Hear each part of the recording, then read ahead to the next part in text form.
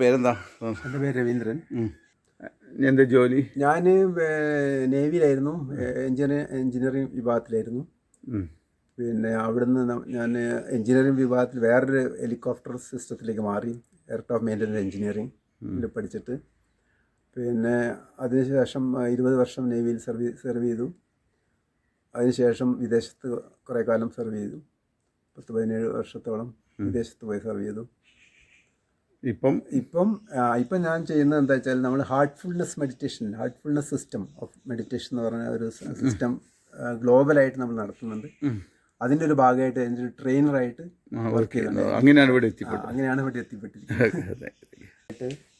40 വർഷമായിട്ട് പിന്നെ ഒരു ആക്സിഡൻ്റ് ഉണ്ടായതിൻ്റെ ശേഷം 40 വർഷമായിട്ട് ഷോൾഡർ പെയിനും അങ്ങനത്തെ ബുദ്ധിമുട്ടായിട്ട്, ഷോൾഡർ പെയിൻ മാത്രമല്ല ബാക്ക് പെയിൻ ആയിട്ട് ബുദ്ധിമുട്ടിങ്ങനെ നിൽക്കുമ്പോഴാണ് എൻ്റെ ഒരു ഗുരുവിൻ്റെ അനുഗ്രഹത്തിലാണെന്ന് തോന്നുന്നു ഞാനിവിടെ എത്തിപ്പെട്ടത്. അതായത് ഗുരുവിൻ്റെ വർക്ക് ചെയ്തുകൊണ്ടിരിക്കുന്ന സമയത്താണ് ഞാൻ ഇവിടെ എത്തിപ്പെട്ടത്. അപ്പോൾ ഇവിടെ ചികിത്സ ഇപ്പോൾ ഒരു 21 ദിവസമായിട്ട് ചികിത്സ ചെയ്യാണ്. വളരെ വലിയ മാറ്റമാണ് എനിക്ക് അനുഭവപ്പെട്ടുകൊണ്ടിരിക്കുന്നത്. അതിൽ പല ചികിത്സകളുണ്ട്. അതായത് ചവിട്ടി ഒഴിച്ചിൽ, പിന്നെ കഷായമുണ്ട്, പിന്നെ മരുന്നൊട്ടിക്കുന്നൊരു പ്രക്രിയയുണ്ട്, സ്റ്റീമിംഗ് ഉണ്ട്. ഈ സമ്പ്രദായം വളരെ ദുർലഭമായിട്ടേ കാണപ്പെട്ടിട്ടുള്ളൂ.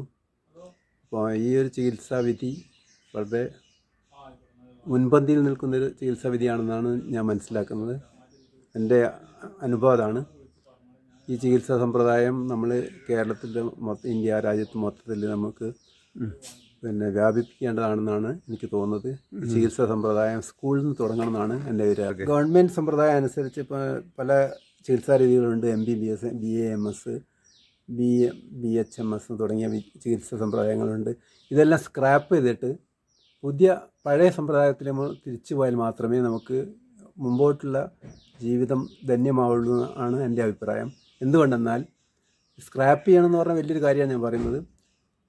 എന്തുകൊണ്ടെന്ന് വെച്ചാൽ ഒരു BAMS സ്റ്റുഡൻറ്റ് നല്ല ബ്രൈറ്റായിട്ടുള്ള കുട്ടികളാണ് അതിൽ ജോയിൻ ചെയ്യുന്നത്. പക്ഷേ അവരെ ഭാവി കംപ്ലീറ്റ് ആയിട്ട് നശിക്കപ്പെട്ടുകൊണ്ടാണ്. കാരണം എന്താ വെച്ചാൽ അതൊരു സിലബസാണ് കൊടുക്കുന്നത്. 4 വർഷം 5 വർഷമുള്ള ഒരു സിലബസാണ് കൊടുക്കുന്നത്.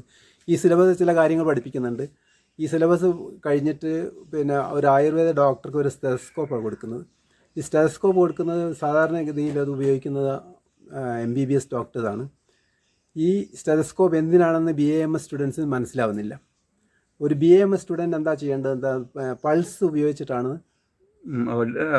ഡയഗ്നോസ് ചെയ്യേണ്ടത്. ഈ പൾസ് എന്ന് പറയുന്നത് 6 12 പൾസാണ് നമ്മൾ നോക്കേണ്ടത്.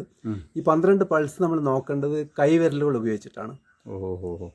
ഈ കൈവിരലുകൾ കൂടി കണ്ടുപിടിക്കപ്പെടുന്ന പിന്നെ രോഗം പേഷ്യൻ്റ് കൺഫേം ചെയ്യണം ഒരു ആയുർവേദ ഡോക്ടർ ചെയ്യേണ്ടത്. അതിന് പകരം സ്റ്റെതസ്കോപ്പ് എടുത്താൽ അവർക്ക് എന്താ മനസ്സിലാവുന്നത് എനിക്ക് മനസ്സിലാവുന്നില്ല. അപ്പോൾ ഈ കംപ്ലീറ്റ് ഗവൺമെൻറ് സിസ്റ്റം, അതായത് മെഡിക്കൽ സിസ്റ്റം സ്ക്രാപ്പ് ചെയ്യണമെന്നാണ് എൻ്റെ അഭിപ്രായം. എന്നിട്ട് നമ്മൾ പഴയ സമ്പ്രദായത്തിനനുസരിച്ചിട്ട് എങ്ങനെയാണ് ഡെവലപ്പ് ചെയ്യണമെന്ന് നമ്മൾ ഒരു റിസർച്ച് നടത്തിയിട്ട് മുമ്പോട്ട് പോകണമെന്നാണ് എൻ്റെ അഭിപ്രായം. ഇനിയുള്ള കാലത്ത് അല്ലെങ്കിൽ നമ്മളിത് ഒരു കൊളാപ്സിലേക്ക് എത്തുന്നതാണ് എൻ്റെ അഭിപ്രായം. അതിന് ഗവൺമെൻറ് തന്നെ മുൻകൈ എടുക്കണം. അല്ല, നമ്മളിപ്പം ഈ കൊറോണൻ്റെ കാലത്ത് കാണപ്പെടുന്നുണ്ടല്ലോ. കൊറോണ ഇപ്പം ഇത്ര കാലമായിട്ട് നമ്മൾ ഒരു dose medicine, 2 dose medicine, booster dose, ചില രാജ്യങ്ങളിലൊക്കെ 6 ഡോസൊക്കെ കൊടുക്കുന്നുണ്ട്. ഈ 6 ഡോസൊക്കെ കൊടുക്കുന്ന രാജ്യത്ത് അവർ ടെസ്റ്റ് ചെയ്യുമ്പോൾ എയ്ഡ്സ് പുറത്തേക്ക് വരികയാണ്. അപ്പോൾ അത് നമ്മൾ 3 ഡോസ് 4 ഡോസ് എടുക്കുന്ന ആൾക്കാർ, വലിയ വലിയ ഡോക്ടേഴ്സ് പറയുന്നത് നിങ്ങൾ പോയിട്ട് എയ്ഡ്സിന് ടെസ്റ്റ് ചെയ്യൂ, എന്നിട്ട് സ്യൂ ദ ഗവൺമെൻറ് എന്ന് പറയുന്നു. ഗവൺമെൻറ്റിനെതിരായിട്ട് കേസ് കൊടുക്കാനാണ് പറയുന്നത്. അപ്പോൾ അവിടെ എന്തോ ഒരു ഫോൾട്ട് അവിടെ പറ്റുന്നുണ്ടെന്നാണ് എൻ്റെ അഭിപ്രായം. അതിന് പകരമായിട്ട് നമ്മൾ പിന്നെ പാരമ്പര്യമായിട്ടുള്ള രീതി ഉയർത്തിക്കൊണ്ടുവരാനാണ് നമ്മൾ ശ്രമിക്കുന്നത്. അതിൽ റിസർച്ച് നടത്തുകയാണ് വേണ്ടത്. അതിൽ റിസർച്ച് നടത്തിയിട്ട് അതിൽ നമുക്ക് ആയുർവേദ ആയാലും ഹോമിയോപ്പതി ആയാലും എല്ലാം നല്ല സിസ്റ്റം തന്നെയാണ്. പക്ഷേ ഇപ്പം നടന്നുകൊണ്ടിരിക്കുന്ന സിസ്റ്റം, അതായത് ഗവൺമെൻറ് സിസ്റ്റം വളരെ പരിതാപകരമായിട്ടുള്ളൊരവസ്ഥയിലാണ് നിൽക്കുന്നത്. അപ്പോൾ അത് നമ്മൾ കൊറോണ കാലത്ത് തന്നെ മുമ്പ് തന്നെ നമ്മൾ ആയുർവേദത്തിന് ഹോമിയോപ്പതിനൊക്കെ ഡെവലപ്പ് ചെയ്തിട്ടുണ്ടായിരുന്നെങ്കിൽ ആ കുറേയും കൂടി ഒരു പ്രൊട്ടക്ഷൻ ഉണ്ടായിരുന്നു അല്ലേ? അതായത് ആയുർവേദം ഹോമിയോപ്പതി മുതലായ സിസ്റ്റങ്ങളെ അടിച്ചമർത്തുന്നതിന് പകരം ഇവരിപ്പോൾ അടിച്ചമർത്തുകയാണ് ചെയ്യുന്നത്. ഗവൺമെന്റും പിന്നെ എന്താ അലോപ്പതി ഡോക്ടേഴ്സും ചേർന്ന് കൂട്ടായിട്ട് മറ്റ് സിസ്റ്റത്തിനൊക്കെ അടിച്ചമർത്തിക്കൊണ്ടാണ് നമ്മളിപ്പോൾ സഫർ ചെയ്യുന്നത്. അല്ലെങ്കിൽ ആയുർവേദത്തിലും പ്രിവെന്റീവ് ആയിട്ടുള്ള സംഗതികളില്ലേ, ഹോമിയോപ്പതിയിൽ പ്രിവെന്റീവ് ആയിട്ടുള്ള സംഗതികളുണ്ട്. അതൊന്നും എടുക്കാതെ നേരെ വാക്സിൻ ഡോസിനാണ് നമ്മൾ മെഡിക്കൽ വ്യവസായത്തിന്റെ ഈ വാക്സിൻ ഡോസ് തന്നെ വർഷങ്ങളായിട്ടുള്ള റിസർച്ചിലൂടെയാണ് നമ്മൾ ഡെവലപ്പ് ചെയ്തത്. അതായത് വസൂരിക്കാണെങ്കിൽ മറ്റ് അസുഖങ്ങൾ